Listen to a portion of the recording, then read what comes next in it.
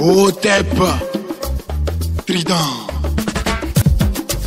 Mon père m'a dit que son grand-père disait toujours à son père que les bras d'un seul homme ne peuvent embrasser le tronc d'un baobab.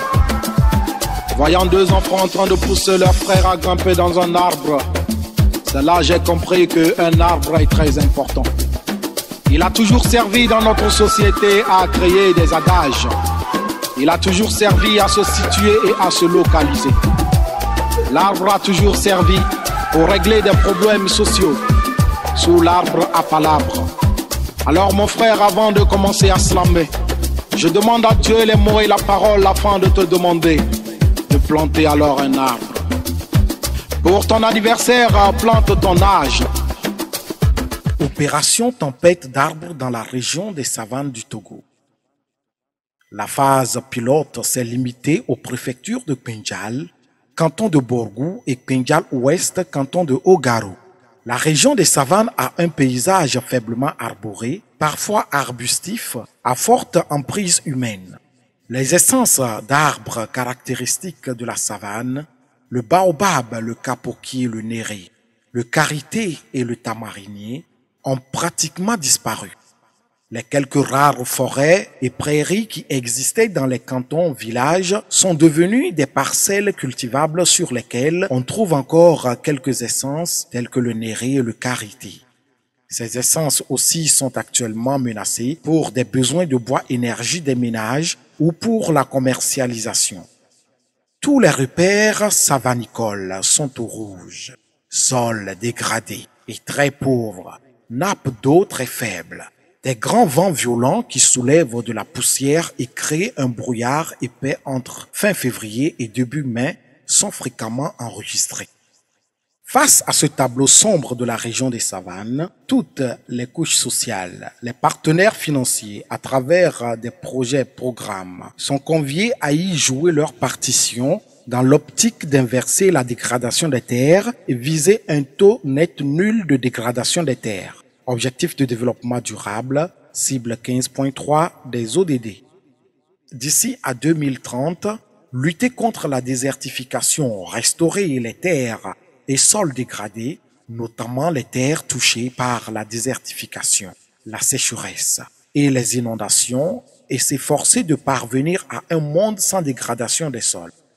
Mais faudrait-il, pour ne pas avoir tout recommencer après tant d'années de labeur, bien penser le type de reboisement, quelle essence utiliser, quel schéma de plantation, quel modèle et quelle stratégie mettre en place pour espérer une action efficace, durable et facilement réplicable ailleurs.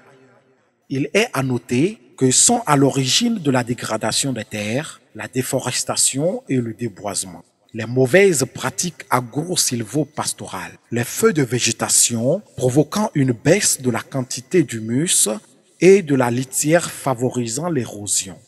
Le surpâturage et la transhumance, la pression démographique qui accentue les pressions sur les ressources, les causes naturelles qui sont essentiellement d'ordre climatique. Ces fléaux sont encore aggravés par l'utilisation abusive des herbicides totales. Fort de ce qui précède et à l'analyse des causes de la dégradation des terres dans la région des savanes, l'association cellule d'appui des producteurs agricoles des savanes, CAPAS, a retenu l'agroforesterie comme une alternative climato-intelligente efficace d'approche de solutions. Pour le faire, CAPAS développe une approche qui constitue un ferment qui favorise la complémentarité entre protection de l'environnement, l'agriculture, l'élevage, car tous les trois secteurs se soutiennent et produisent de bons résultats. Merci, je me nomme Flinga Bawa, je suis un agriculteur basé à Ogaro. Donc on travaille en collaboration, je travaille en collaboration avec CAPAS qui a mis en place des arbres sous forme d'agroforesterie dans le canton. Et le nombre d'hectares fait environ 665 hectares reboisés. Un facteur de cohésion sociale. Les exploitants agricoles et éleveurs d'une même zone sont solidaires l'un à l'autre. Les avantages de ce modèle sont multiples aux yeux des agriculteurs, des éleveurs, des planteurs, bref, de tous les habitants du village qui s'inscrit dans ce processus d'adoption de l'agroforesterie comme modèle culturel. Franchement dit, l'impact de ce reboisement dans notre canton est tellement à saluer, hein. Franchement, ça a réduit beaucoup de climat, la chaleur, ça c'est un, et plus par rapport à l'érosion des champs, donc ça a renforcé l'humidité du sol et ça, surtout même les bois de chauffe, les gens ne coupent plus maintenant les bois en désordre, surtout les carités, les nérés, ça a diminué un peu. Pour les persuader, voici quelques avantages à relever. Le schéma de plantation permet à l'agriculteur de poursuivre aisément son exploitation agricole, que ce soit avec la daba, la charrue ou la petite mécanisation.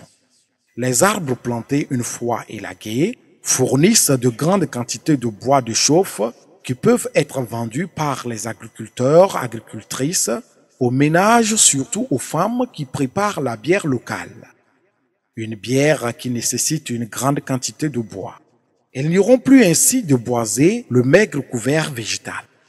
Les feuilles mortes laissées au sol après élagage en début d'hivernage sont une source importante de matière organique. Le Sénaciamea étant une légumineuse, l'azote atmosphérique est fixé au sol, le rendant plus fertile, ce qui constitue des économies en termes d'exploitation et améliore les rendements agricoles. Sauvegarde du couvert végétal, les racines des arbres fixent le sol et le rendent moins dégradable. Les fissures créées par les racines facilitent l'infiltration de l'eau. L'effet de synergie des racines évite le décapage du sol.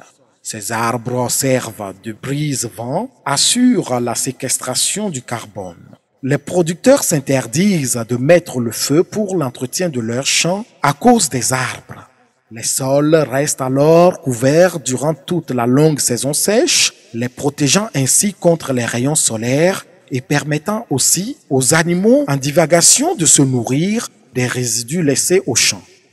Et du coup, ces animaux en divagation évitent de s'attaquer aux jeunes plants pour se nourrir.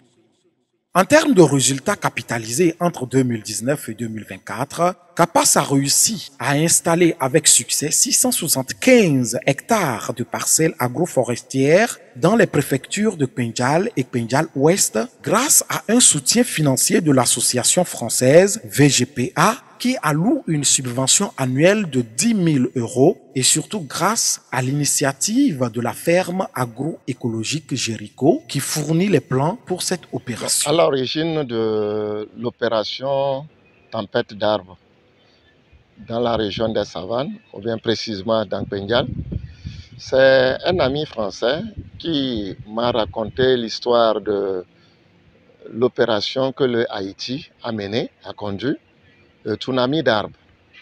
Alors, et inspiré, je me suis dit, pourquoi pas essayer la même chose localement. Et j'ai nommé l'opération, au lieu de dire tsunami d'arbres, opération tempête d'arbres, avec une vision de faire un reboisement utile, un reboisement durable, un reboisement qui permettra aux exploitants agricoles qui ont déboisé pour besoin d'espace cultivable, un reboisement qui leur permettra de continuer leur activité champêtre tout en sauvegardant les arbres. Alors, nous nous sommes dit, avec le schéma 4 mètres entre plants, 12 mètres entre lignes, on a 204 plants à l'hectare, c'est déjà beaucoup. Donc, nous avons lancé l'opération en 2019 et déjà en 2024, au bout de 5 ans, nous nous sommes dit qu'il faut faire le bilan. On se rend compte qu'on est à 675 hectares. Ce résultat a été renforcé par le projet financé par le FEM, le projet de conservation de la forêt communautaire de Kwampante et des flancs de montagne de Tchinduk, qui a permis de reboiser 200 hectares supplémentaires en agroforesterie. Ce succès a été porté à échelle de 200 hectares supplémentaires entre 2023 et 2024, grâce à l'appui financier du projet FEM-PNUD, 7e ronde, et du programme GDTE, Gestion durable des terres et écosystèmes, de 40 hectares. Pour CAPAS, la promotion de l'agroforesterie serait la clé de voûte pour la réalisation efficace et durable du Plan national d'adaptation au changement climatique du Togo, PNACC, et l'ambition zéro feu de végétation. C'est bien possible. Nous y parviendrons si nous osons.